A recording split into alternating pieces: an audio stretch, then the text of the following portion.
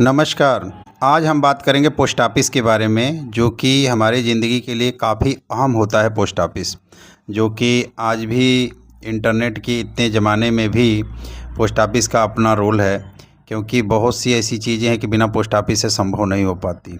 डाक, रजिस्टर्ड, ये सब चीज़ें ऐसी हैं जो कि पोस्ट के माध्यम से ही आपके घर पहुंचेंगी।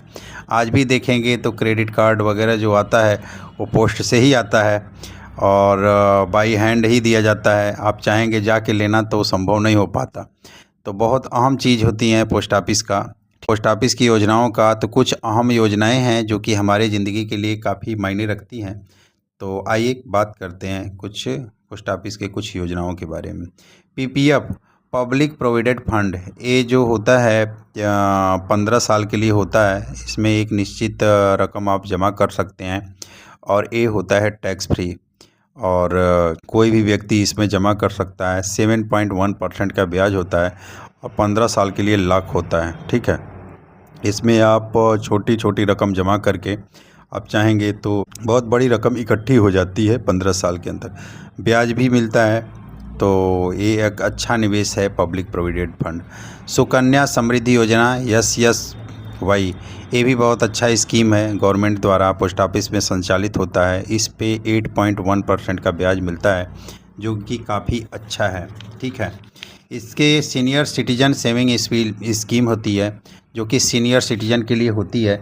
इसमें सीनियर सिटीजन के लिए जितनी योजनाएं होती हैं पोस्ट ऑफिस में हो चाहे बैंक में हो, 0.5% से ज़्यादा का ब्याज मिलता है। ठीक, चाहे FD हो, RD हो, और भी जो स्कीमें हैं तो उसमें ब्याज जनरली से ज़्यादा देती है पोस्ट ऑफिस। की उम्र 60 साल से ऊपर हो जाती है, वो सीनियर सिटीजन में आते हैं, तो उनके लिए जो स्कीम होती है उसमें ब्याज नॉर्मल ब्याज से अच्छा मिलता है। नेशनल सेविंग सर्टिफिकेट होता है, NSC होता है, इसमें भी पैसा आप जमा कर सकते हैं।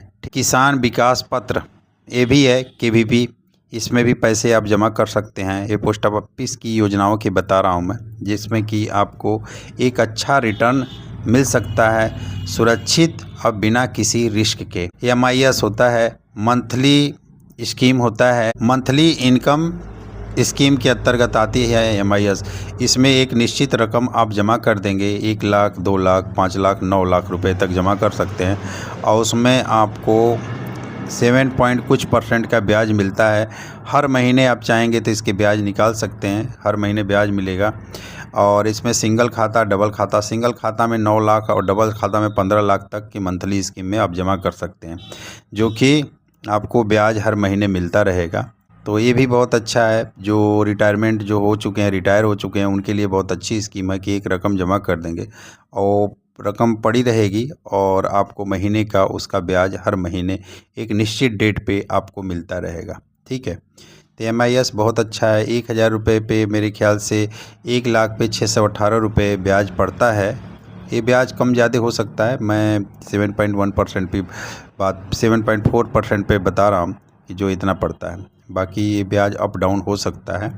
ठीक है, और रेकरिंग डिपॉजिट FD आप जानते होंगे। रेकरिंग डिपॉजिट जो होता है पोस्ट ऑफिस में आप जमा कर सकते हैं, इसमें हर महीने आप जमा कर सकते हैं और आप 6 महीने से लेके आप पूरे 10 साल तक के लिए RD जमा कर सकते हैं। ठीक है, 100 रुपये से लेके आप मैक्सिमम का कोई लिमिट नहीं है, महीने की रकम आप रख सकते हैं, जो कि ब्याज गवर्नमेंट बैंक पोस्ट ऑफिस देता है। ठीक है, पोस्ट ऑफिस में रिकरिंग में आपको एक भी चीज़ और भी ब्रांच से पता करना पड़ेगा। कुछ ऐसे रिकरिंग डिपॉजिट ज़्यादातर होता है पोस्ट ऑफिस में कि आप प्री मैच्योर तोड़ नहीं पाएंगे जो टाइम उसमें दिया है, जबकि बैंक में ऐसा नहीं है। बैंक में आप कभी भी कोई भी RD जमा करेंगे तो आप पहले पैसे निकाल सकते हैं, लेकिन पोस्ट ऑफिस में ऐसा नहीं है। उसमें पैसे निकालने के लिए आपको उतने टाइम का वेट करना पड़ेगा जो उसमें दिया गया है। ठीक है, उससे पहले पैसा नहीं निकाल पाएंगे।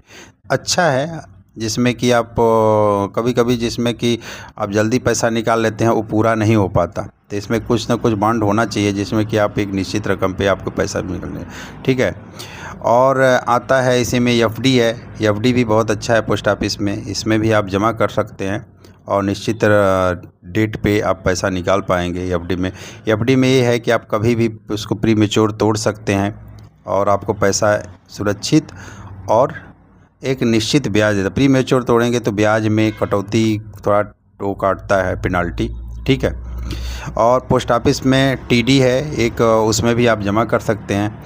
और पोस्ट ऑफिस का सेविंग अकाउंट होता है जिसमें पैसे डाल सकते हैं, पैसे निकाल सकते हैं।